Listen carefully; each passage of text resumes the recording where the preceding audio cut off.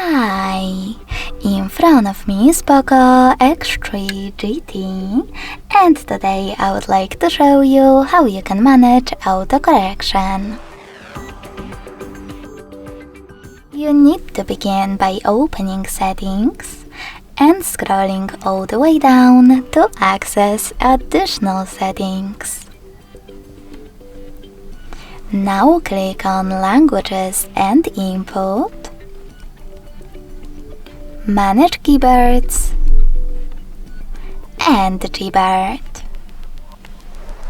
Following that, select Text Correction, scroll down just a bit and click on this switcher next to autocorrection.